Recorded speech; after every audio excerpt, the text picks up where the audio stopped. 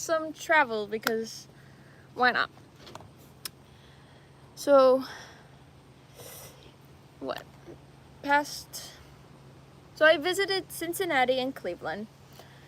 But something I want to mention with traveling is that, one, if you're having a carry-on bag, don't try to put in shampoo, because with the measurements and everything, if you're going through the airport, it's just easier to not bring your shampoo and to just buy it at wherever you're going, especially if you're going somewhere in the United States or in the same country that you're staying, and most likely you could find your shampoo somewhere.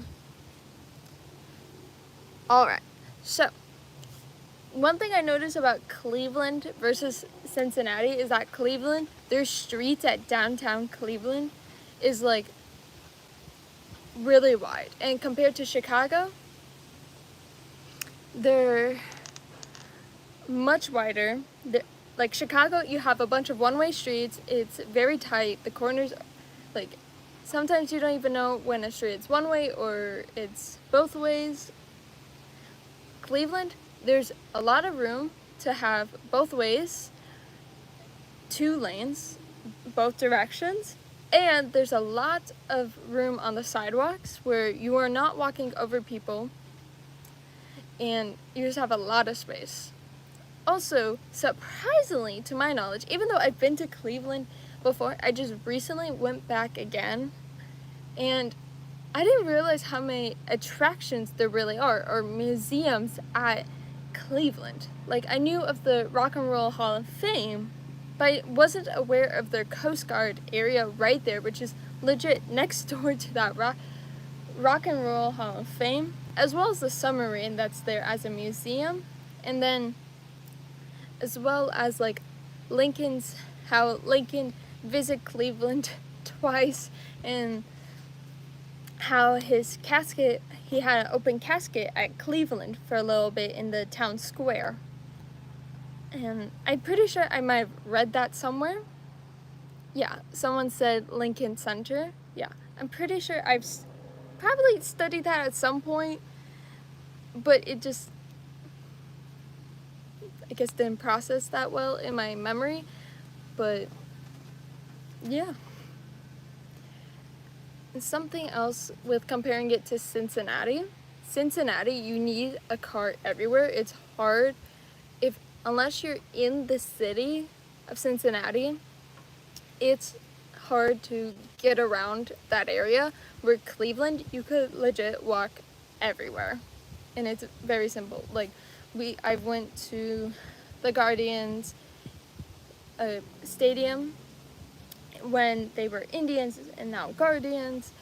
Very walkable. The football stadium is very walkable, and like getting to that lake, forgot what lake it is, that's right on the border, the north border of Ohio, but if you know, put in the comments.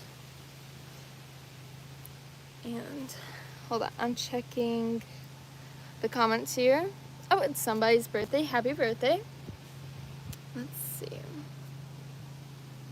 And yeah, something like, I remember when I was in Cincinnati, because I lived there for a few months, if you did not have a car, you either had to really trust the public bus system or find someone else that had a car that would be willing to bring you, or you had to rely on Uber or Lyft, or just end up walking a far distance. But in the winters, you don't really want to do it, because even though Cincinnati, maybe you don't have snow, but it's like freezing in Cincinnati. That's one thing I really remembered when I lived there during a winter season. Let me just check here. And while Cleveland, I've never been there during the winter. It's always either been spring or summer. It's, at least from what I experienced, it's very simple to get around and navigate around the city compared to Cincinnati, based on my experience. If you have experienced something else or similar things, be sure to share that as well in the comments. And what else?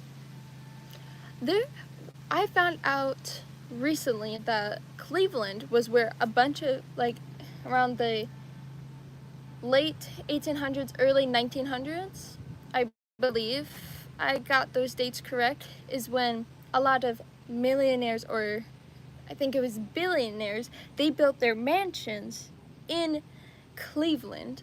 And a worker at one of the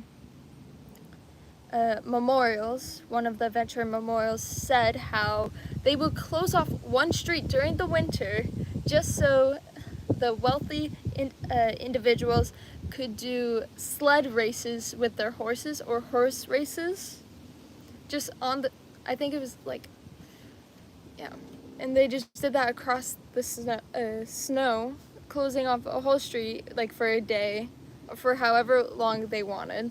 And I also went to a few buildings that Rockefeller family and other wealthy families invested in to upbring, and it literally felt like when I walked into the arcade building that I was in the Titanic. And now it's a bunch of shops, there's a hotel there, but a lot of the shops, it looks like they were closed, or closed very early, because I walked in around 4 p.m. A lot of them were not early whatsoever, were not opened at all. Like, all the curtains were pulled around the windows. The one thing that was open was the USPS store, so the postal service. So I found that interesting. And then, of course, the hotel that was there. But if you're at like the town square, the Lincoln Center with that memorial for the veterans, if you look around the buildings, the architecture is like, I was shocked to see that in Cleveland, Ohio, out of all places. When you go there, you just don't expect that type of architecture there, like, at all. If you're just going in and thinking, because we used to pass Cleveland a lot, like, during drives, but we never really stopped and look, besides like 2 times. And it's just shocking what you could find in cities where you don't think there would be some sort of history there. But of course, like, everywhere there's some sort of history. It's just, I don't know, I just wasn't expecting that from Cleveland. Where, like, Cincinnati, maybe there are some museums there, but I feel like the way Cleveland is designed, it's just more interesting and more engaging, and it's simple to get to any location there. I went to, like, the Illusion Museum. That was pretty cool. We got some great photos and videos over there. And we went to the Submarine Museum, the USS Cod submarine. That was in World War II, in fighting, and that was in the Pacific Ocean. And my dad was asking, like, how did they get the submarine over there? And, like, one of the workers explained, like, through the rivers, canals to get to Cleveland, Ohio. Let's see. Just looking at the chat. Alright. Okay. So if you have some interesting facts about Cincinnati or Cleveland, Ohio, or any other cities in Ohio, put it in the comments below on the YouTube of this YouTube video or Instagram video.